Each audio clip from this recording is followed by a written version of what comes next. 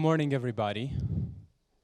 So 2 days ago, I spent a few hours at a detention facility in Kabul, meeting young people who've been arrested for charges of terrorism, supporting insurgency, the Taliban, and Daesh.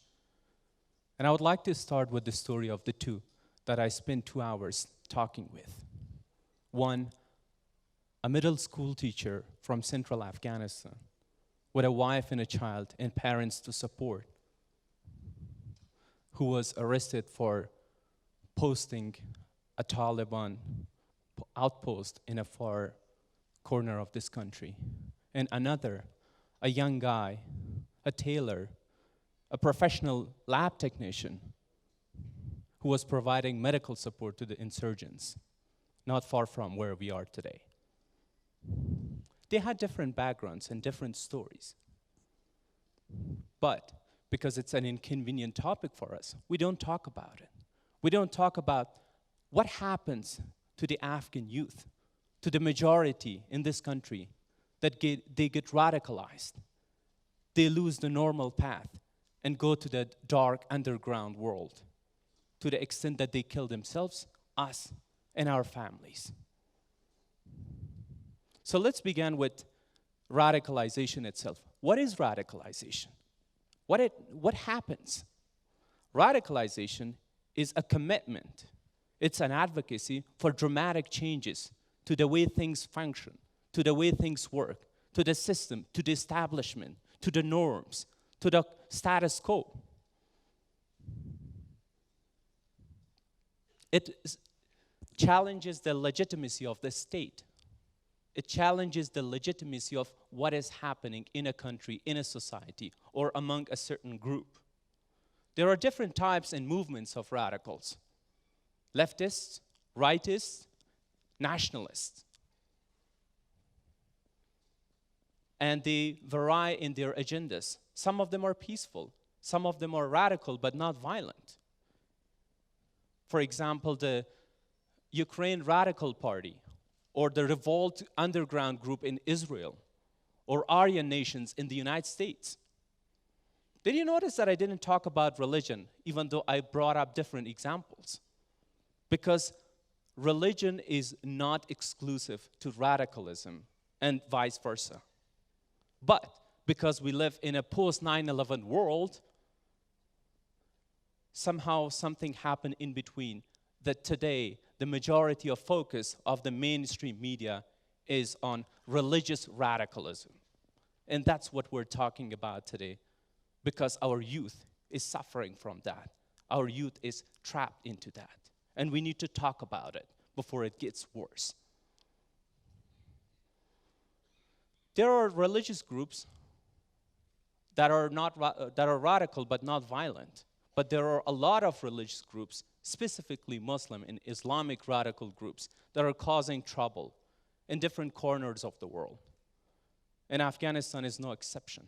Unfortunately, one of the greatest assets that this country has, that is its untapped mineral, that is the youth, the majority, because of many, many reasons, are going that direction.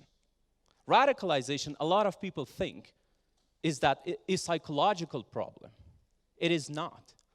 There are a lot of radicals that live a normal life, but it's the conviction, it's the belief, and it's the personal trajectory and story and an enabling environment that leads to radicalization. What are those? What happens? That the young guy, full of dreams, full of hope, and full of energy, turns into this dangerous thing that kills and that explodes himself and others. Injustice, lack of education, infiltration of radical movements within our educational system and in our institutions. Unemployment, religious belief, humiliation, marginalization in the society, and this belief in the system. Separation by state. We were talking earlier about grouping and othering. Sexual frustration that we barely talk about. lack of belonging, lack of emotional support from family and friends, and the paradigm of us versus them. All these factors go into the radicalization process, and Afghanistan, again, is no exception. So let's put it in an Afghan context. The population of this country, estimated 30 million, half of which is under the age of 18, the very age that is prone to radicalization. And more than three-quarters of the population is under the age of 40. So the demographic of this country is very, very prone to radicalization. And the enabling environment that I was talking about is right there. Security challenges, high unemployment rate, corruption, lack of basic services and infrastructure.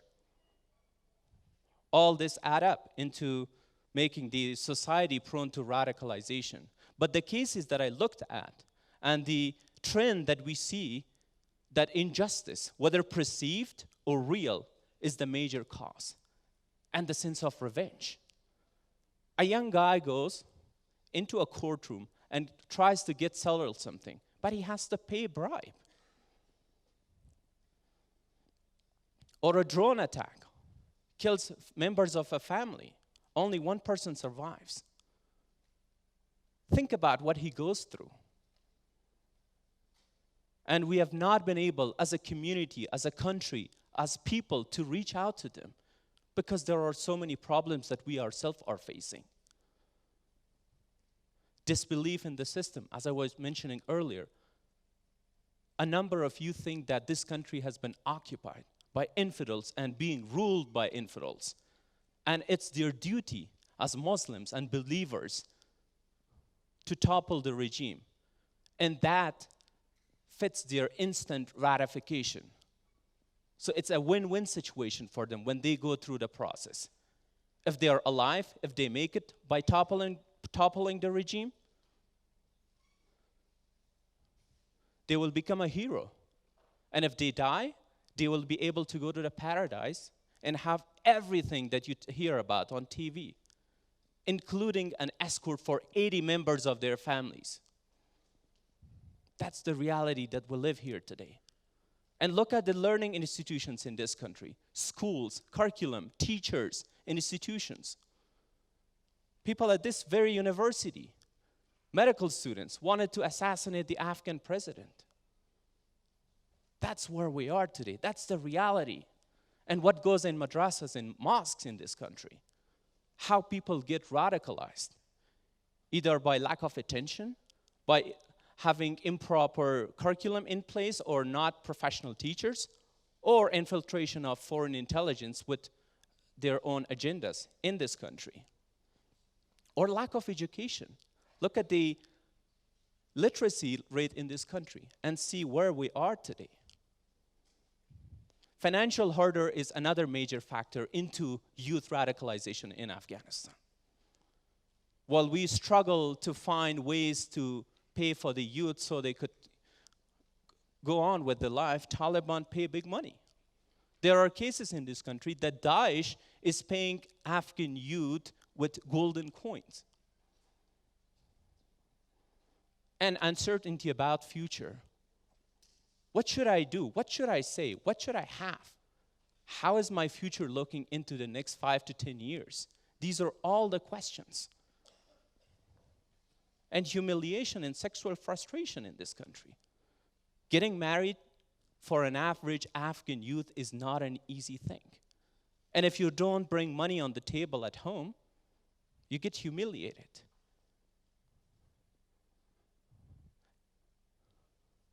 It's a very complicated network and processes in place that our youth get radicalized. Number one would be threat. Talking to these inmates, talking to these convicts, you hear their stories, it's heartbreaking. I was threatened whether you join the Taliban or we will kill you, or we will kill you or kidnap your family members. They pay you. They promise swift justice, and you feel indebted to their favor, and you have to pay back How would you do it?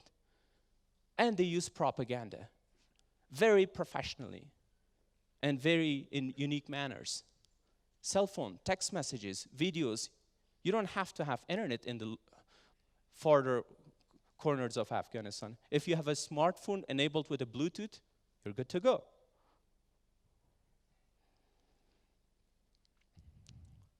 And the process is that the insurgents and the Taliban and all other terrorist networks use in order to do the radicalized procedure is very complicated. There are cases that they've injected young Afghan men with anesthesia. When they wake up, they're in a paradise.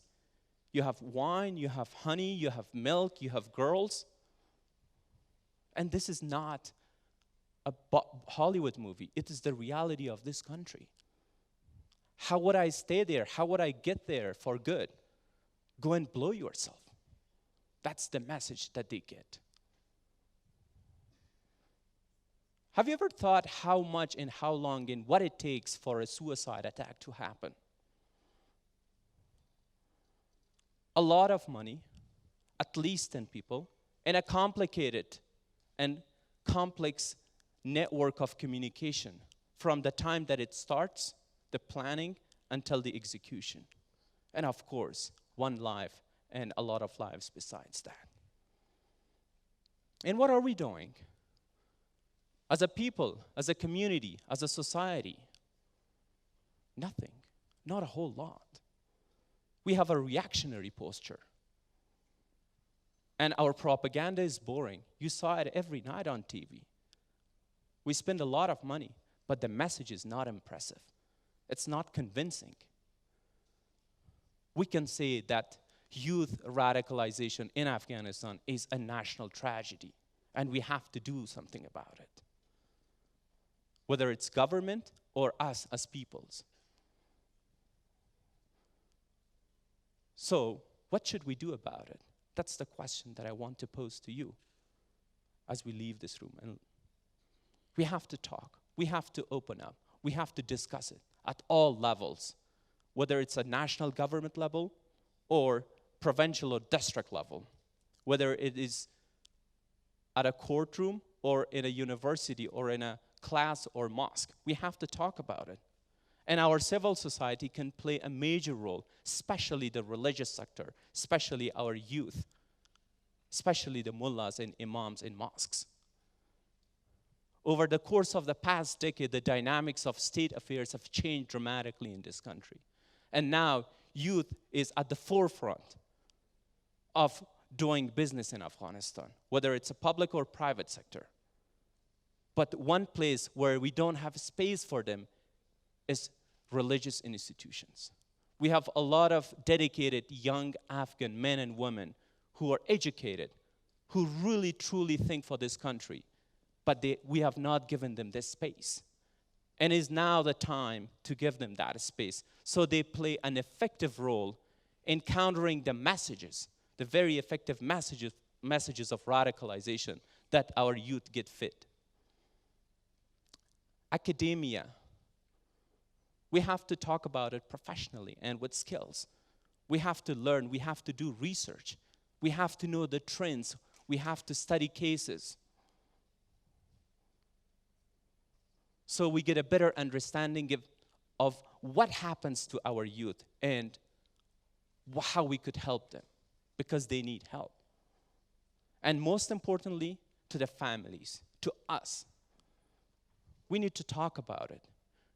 We need to talk to our own kids. We need to talk to our neighbors and their kids, because we are in it together. If my kid is safe, my neighbor's kid might not be safe. And if I don't do anything about it, it will affect me. It will affect my future and my children's future. I stated earlier that there are different backgrounds and stories and lives of people who get radicalized. But the two people that I met at the detention facility, they had a few things in common. One, they're firm in committed belief in the same God, missing their families and children, or having the desire and the wish to get back to normal life and be with their families, and a lot of regret. But they couldn't do much about it. We can, and we should. Thank you.